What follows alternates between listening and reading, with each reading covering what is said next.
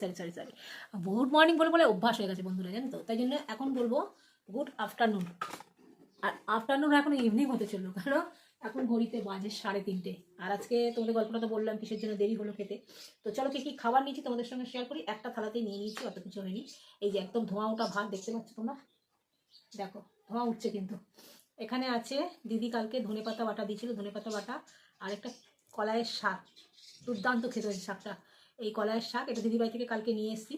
আর এখানে আছে চিংড়ি মাছের একদম গামাখা গামাখা বাগদা চিংড়ির ঝাল। ঠিক আছে, এই দেখো একটা চিংড়ি মাছ ভেঙে গেছে, একটা চিংড়ি তুলে দেখালাম। আর এখানে আছে কই মাছ দিয়ে আলু দিয়ে কড়াইশুঁটি দিয়ে তরকারি। আর এখানে আছে চিকেন। ঠিক আছে, চলো খাওয়া স্টার্ট করি। তো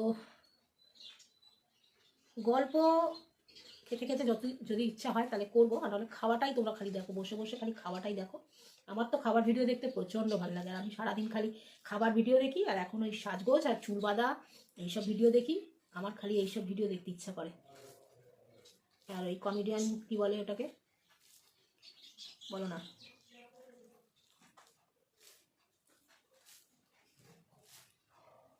এই যে ফানি ভিডিও দেখতে ভালো লাগে।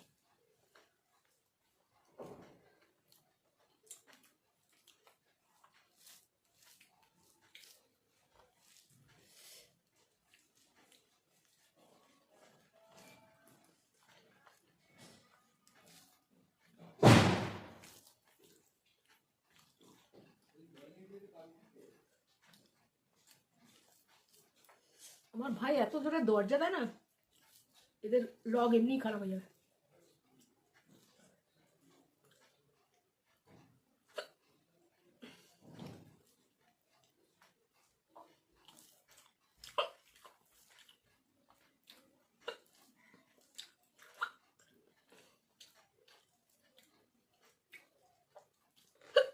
দেখো বাটে না,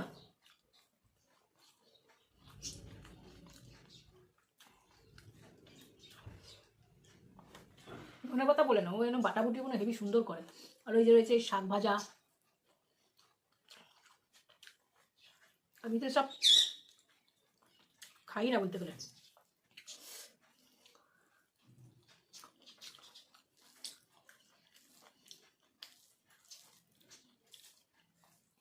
কালকে এই শাকটা খেয়ে এসছি বাড়িতে, গরম গরম ভাতের সঙ্গে এই শাকটা খেয়ে এসছি।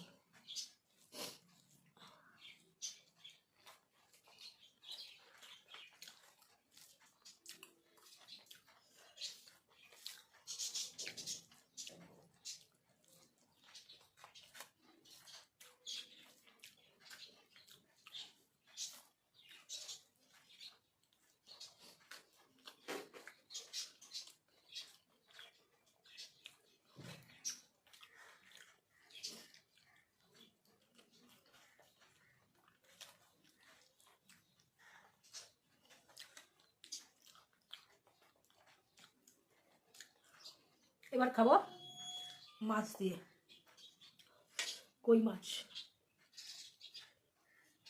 কই মাছটা খুব বড় ছিল, কারণ কালকে আর আমি রান্নাবান্নার ঝামেলায় যাব না। পুজো, তারপরে যেতে হবে ওখানে বিয়ে বাড়িতে।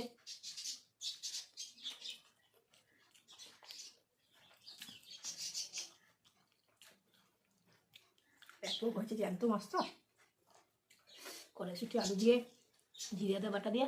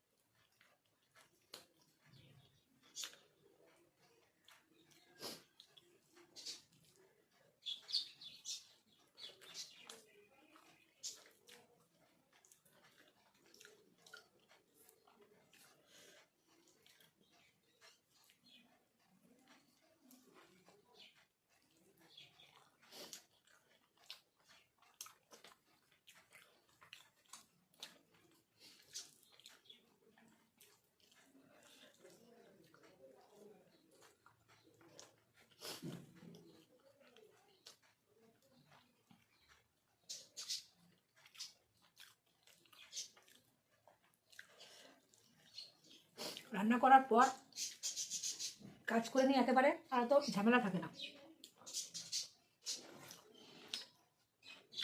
হ্যাঁ, পুজোটা করতে একটু দেরি হয়, কিন্তু এই পুজো টুজো করার পর রান্না করে না আবার দ্বিতীয়বার ঘর মোছো, নাইটি কাছো,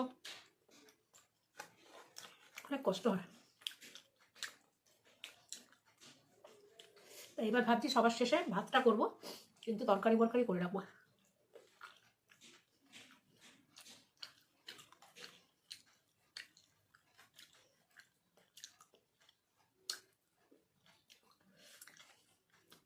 দেখো, পুজো করে নেবেই তো আমি আর খাই না, একটু বসি, তারপর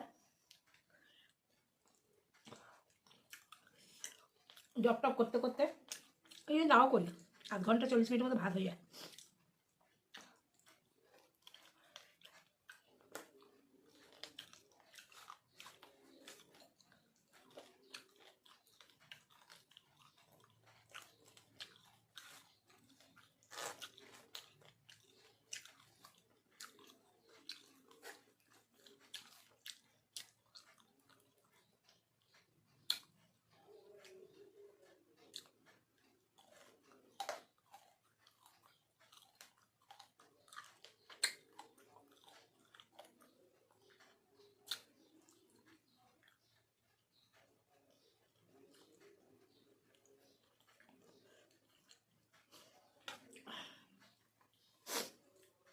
এবারে খাবো চিংড়ি মাছ দিয়ে।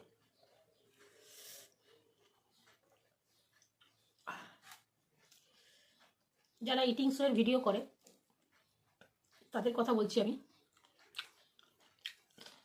তারা এত এত খাবার নিয়ে বসে। অবশ্য কারো খাবার নিয়ে কোনো কথা বলতে নেই, আমিও বলছি না। তাদের অনেক অনেক খাবার দেখে লোকে অনেক আকর্ষণ হয়, দেখতে ভালো লাগে খাবার, ঠিক আছে। আর আমি এই যে একটা থালার মধ্যে সব কিছু নিয়ে নিয়েছি, সবই অল্প অল্প নিয়েছি, কারণ আমার পেটে যতটা ধরবে আমি ততটাই খাবো। আমি তত খেতে পারবো না, না। আমি রান্না করেছি প্রচুর, রান্না একবেলা নিয়ে একসঙ্গে বসে গেলে খেতে তো পারবো না, নষ্ট হবে বলো। তো সেই জন্য আমি ডেলি ব্লগ করছি, কিন্তু যতটা খেতে পাচ্ছি ততটাই তোমাদের সামনে নিয়ে আসছি।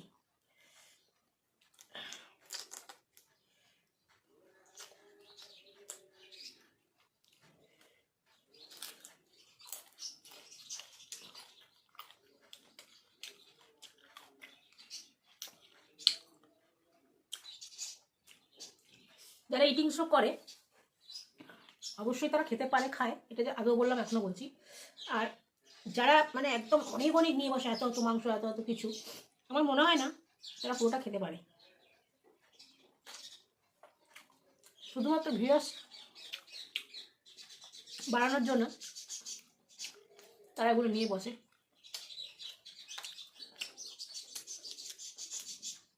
কিন্তু হ্যাঁ, দেখতে ভালো লাগে, আমার তো ভালো লাগে। মাঝে মাঝে দেখবে লক্ষ্য করে তাদের খাবার খাচ্ছে তো, খেতে খেতে স্কিপ্ট হয়ে যাচ্ছে, মানে একটু কিরম যেন কেটে যাচ্ছে।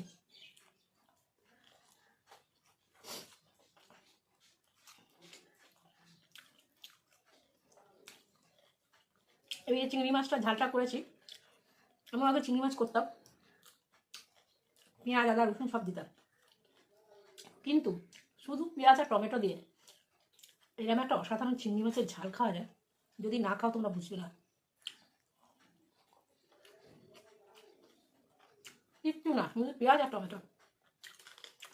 আর এই রান্নাটা শিখেছি আমি আমার দিদির কাছ থেকে। আমার দিদির যখন হাত ভেঙে গেছিলো, এবং দিদি যেভাবে বলে দিয়েছিল সেভাবেই রেখেছিলাম। পরে আমি মেয়েদের জিজ্ঞেস করেছিলাম মায়ের মতো রান্নাটা হয়েছে, বললো হ্যাঁ একদম। তারপর থেকে আমি চিংড়ি মাছের ঝাল করলে আদা রসুন দিই না, শুধু পেঁয়াজ দিয়ে করি।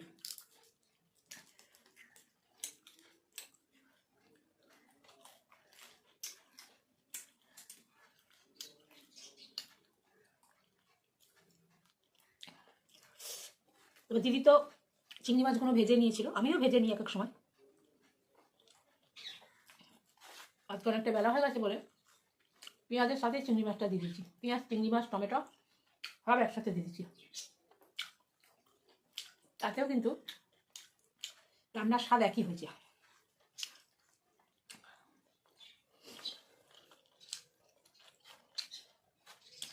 এই যে আমি এত অবধি খেলাম না, এটাই আমার অনেক হয়ে গেছে।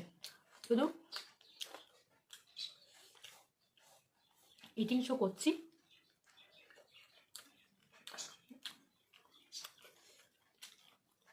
তোমাদের দেখানোর জন্য। পরিমাণে অল্পই নিচে খেতে পারবো, কিন্তু না খেলেও চলতো, কিন্তু তবু আমি নিয়েছি। একটা আলু, 1 পিস চিকেন, আর কিছু নিই। রাতে এই খাবো, রাতে এই 1 পিস চিকেনই খাবো। মাছ আছে, যে মাছটা কই মাছে বললাম যে অর্ধেকটা লেজাটা এখন খেলাম, মুড়োটা পরে খাবো। আর এই আলুটা আমি আজকে ভাতে দিয়ে দিয়েছিলাম, নতুন আলু, খুব একটা দেরি লাগে না সিদ্ধ হতে, ভাতের মধ্যে দিয়ে দিয়েছিলাম। মানে 5-7 মিনিট ফুটেছে, আলুটা তুলে নিয়েছিলাম, নিয়ে সুন্দর করে ভেজে নিয়েছি। মাংসটাও হেভি হয়েছে, ব্যাপক।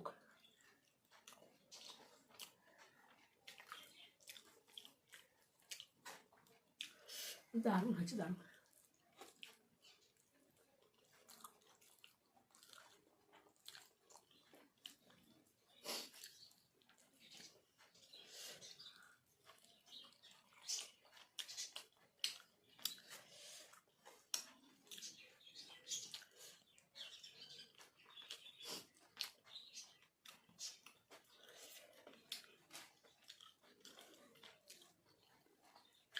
সব শেষে একটু আচার না খেলে ভালো লাগে না। আমার কাছে আচার নেই, আমি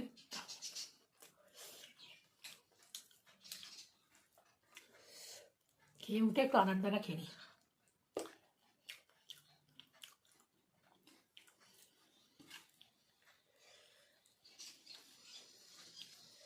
আলুটা খুব ভালো সেদ্ধ হয়েছে, আর একটু ভেঙে যায়নি।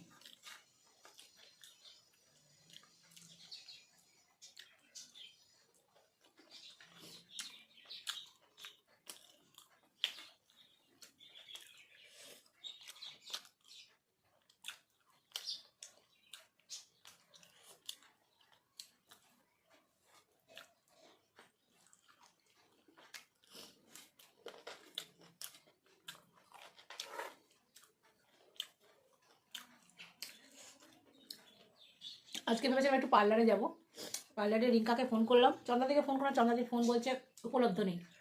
আমার হচ্ছে নালে সুইচ অফ আছে। আর রিঙ্কাকে ফোন করলাম, বললাম একটু ফেসিয়াল করে দেবে। রিঙ্কা বললো যে বন্দনাদি আজকে এসো না, আজকে পার্লারে চাপ আছে। আমি জানি কারা আসবে, এখন আমি একা নেই, মানে আমি নেই, একা নেই বলছি, আমি নেই, ও আর চন্দ্রাদি আছে, ওদের সব বিয়ে বাড়ি, ওদেরও বিয়ে বাড়ি, ওরা সব ফেসিয়াল করে হয়তো বাড়ির লোকেরাও আসবে। এই জন্য আমি ভাবলাম থাক, আজকে যাবো না, আমি নিজেই নিজেই একা একা একটু ট্যান করে মাসাজ করবো।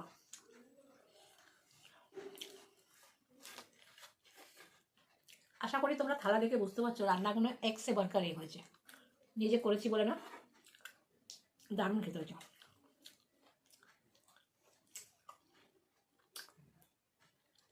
উফ, চলো সবাইকে টাটা। রান্না ভালো লাগলে, এই রান্না বলছি, রান্নার ভিডিও তোমরা পেয়ে যাবে। আর যদি খাওয়া দাওয়া ভালো লাগে তো প্লিজ আমাকে একটা লাইক করো।